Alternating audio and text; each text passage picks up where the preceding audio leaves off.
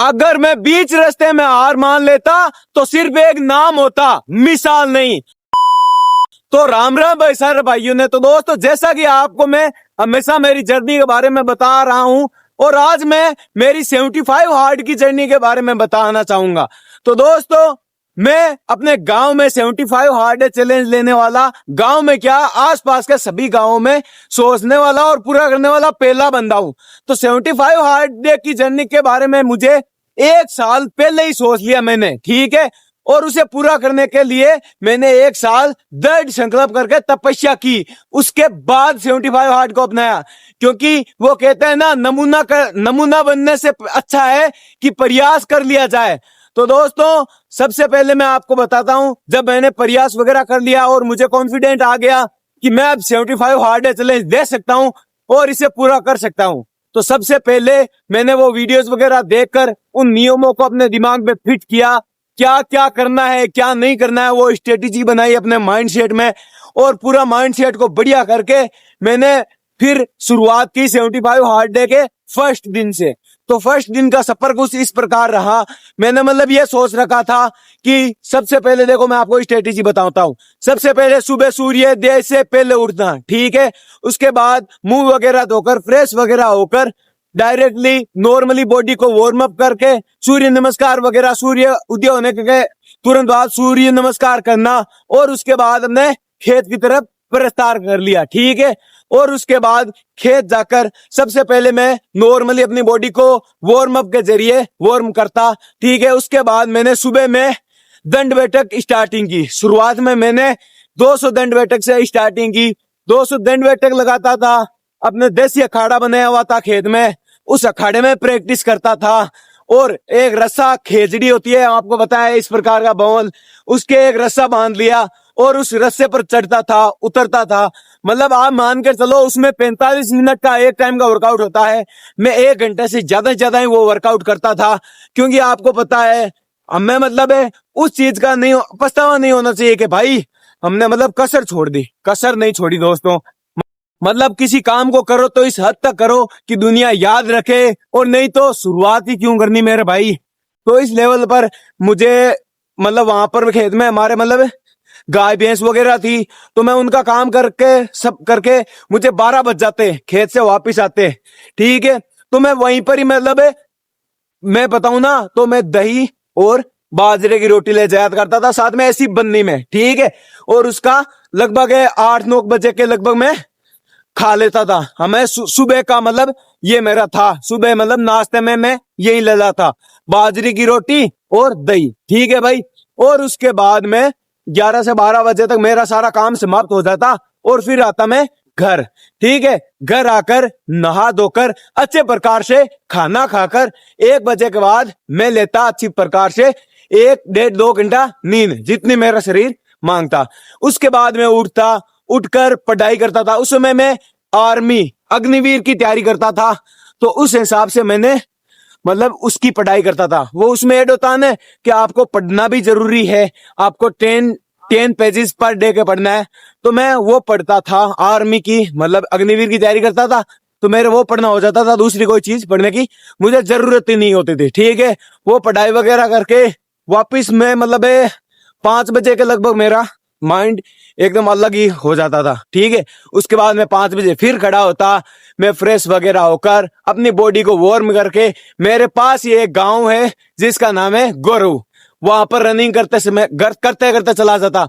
वो कितना किलोमीटर है? वो 4 किलोमीटर है मेरे घर से, 4 किलोमीटर जाना।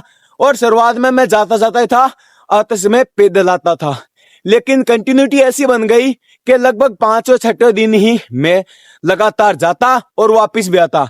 और मेरी मतलब जर्नी का सबसे महत्वपूर्ण हिस्सा रहा वहां पर एक मंदिर, पीतल देव जी महाराज का भाई मंदिर था।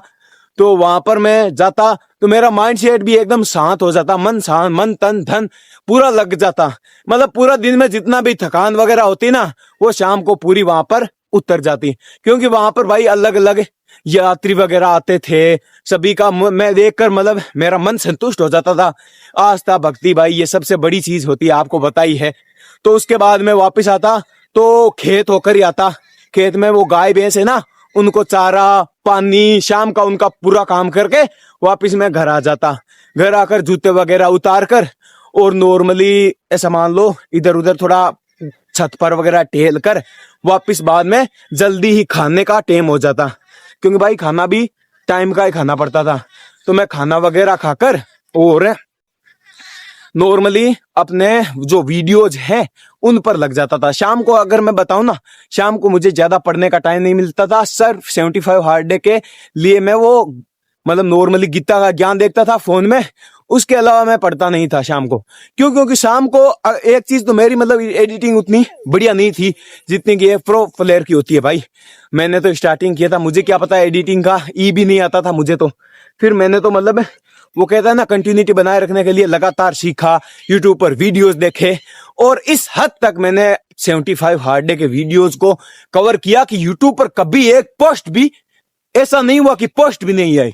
लगातार बढ़िया तरीके से एडिटिंग करके एक एक वीडियो, एक एक रूल, एक एक चीज समझाई है आप लोगों को कि भाई लोगों शुरुआत होती थी राम राम भाई सारे भाइयों ने। तो दोस्तों आज है मेरा 75 हार्ड डे का फर्स्ट डे और राम राम भाई सारे भाइयों ने। तो फाइनली जिस दिन का इंतजार था वो दिन समाप्त हो गया। आज मेरा 75 हार्ड डे पूरा हो गया। जहां पर 99% लोग फेल हो जाते हैं वहां पर आपका भाई नवरत्न जाकर 75 हार्ड लिया और उसे पूरा भी कर दिया। भाई ये कहना भी बहुत ही बड़ी बात होती है। इस जर्नी में मैंने एक चीज सीख ली कि दुनिया ओनली फॉर ज्ञान देती है, साथ कभी नहीं देती। सभी मतलब जो रिश्तेदार वगैरह थे ना, मतलब सभी ने मेरे जो मतलब भाई थे, मतलब काके बाबा में, मतलब सभी ने मुझे ब्लॉक कर दिया। भाई मेरी रील्स नहीं आती थी उनके पास, ना लाइक्स ना वो कुछ नहीं। क्यों? क्योंकि उनको जलन होने लग गई थी भाई। मतलब कैसी जलन के उब गए थे वो। राम राम भाई सारे भाइयों ने। तो ये फर्स्ट है, सेकंड है। तो भाई हर किसी को ये मतलब तरक्की किसी की देकर फायदा नहीं होता, हर कोई एक जैसा नहीं होता।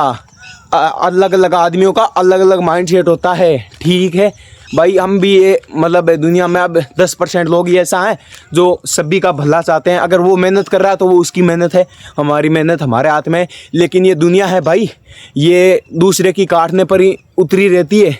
ये नहीं है आजकल के भाई तू मेहनत कर रहा है, अच्छा है, तू करते जा, मैं तेरा सपोर्ट हूँ। आज की टाइम में सपोर्टर्स कोई नहीं है। आज की टाइम में अगर कोई सपोर्टर्स है तो वो है अपने पैर और अपना हाथ और अपना शरीर। इसलिए मैं तो आपको एक ही चीज़ कहना चाहूँगा, जितना भी मतलब कुछ किसी को मतलब समय देना है वो है अपना शरीर को समय दो भाई, अपने माइंड सेट को तेज़ करो। अगर आपका माइंड सेट तेज़ हो गया ना तो ऐसी कोई ताकत नहीं है दुनिया में जो आपको मतलब नीचे गिरा सकती है। आपको कोई भी नीचे नहीं गिरा सकता भाई। आपकी बॉडी, आपका शरीर साथ दे रहा है ना तो आपको मतलब कोई ऐसी चीज़ नहीं है जो रोक सकती है। आप अपनी ज़िंदगी के बादशाह कहलाओगे। ठीक है भाई, तो आज के व्लॉग को इसी शाम भरी मौसम के साथ एंड करते हैं। मिलते हैं दोस्तों कल एक न्यू व्लॉग के साथ, न्यू मेरी जर्नी के साथ। तब तक के लिए भाई जय हिंद, जय भारत, वंदे मातरम।